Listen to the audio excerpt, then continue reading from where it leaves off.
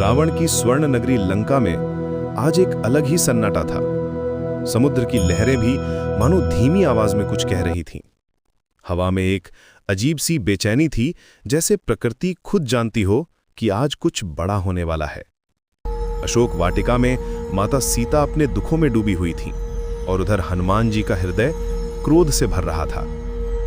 लंका के राक्षसों ने उन्हें बांधा था, उनकी पूंछ में आग लगाई थी, लेकिन क्या वे जानते थे कि वे किसके साथ खेल रहे हैं? हनुमान जी, जो पवन पुत्र हैं, जिनके अंदर भगवान राम की शक्ति बसी है।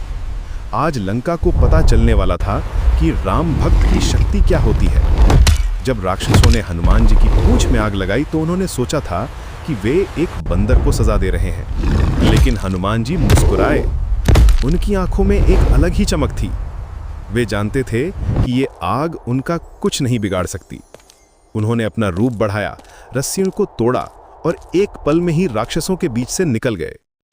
अब वे लंका की छतों पर कूद रहे थे, एक इमारत से दूसरी इमारत पर। उनकी पूंछ में जलती हुई आग लंका के हर कोने को छू रही थी। सोने से बने महल, हीरे जवाहरात से सजी इमारतें, सब कुछ इस पवित्र अग्नि के सामने धूल बन रहा था। ये कोई साधारण आग नहीं थी, ये धर्म की आग थी, न्याय की आग थी। लंका की सुनहरी इमारतें एक के बाद एक जलने लगीं। हनुमान जी की गर्जना से पूरा शहर कांप रहा था।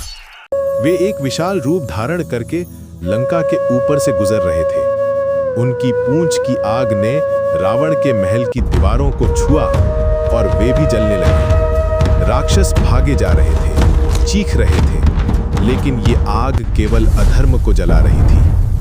माता सीता जहां बैठी थीं, वहां आग का एक कण भी नहीं पहुंचा। अशोक वाटिका में एक भी पत्ता नहीं जला।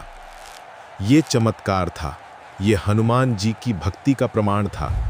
आग जानती थी कि किसे जलाना है और किसे बचाना है। पूरी लंका में आग की लपटें नाच रही थीं, लेकिन माता सीता के आसपास शांति का एक वृत्त था। रावण अपने सिंहासन पर बैठा ये सब देख रहा था। उसकी आंखों में डर था, गुस्सा था, लेकिन सबसे ज्यादा हैरानी थी। वह समझ नहीं पा रहा था कि ये कैसे हो रहा है। उसकी अजेय लंका, जिसे देवता भी नहीं हिला सकते थे, एक बंदर के सामने धूल में मिल रही थी। हनुमान जी ने अपना काम पूरा किया था। वे जानते थे कि ये केवल शुरुआत है। ये आग लंका को बताने के लिए थी कि राम की सेना आने वाली है। ये एक संदेश था, एक चेतावनी थी। हनुमान जी ने एक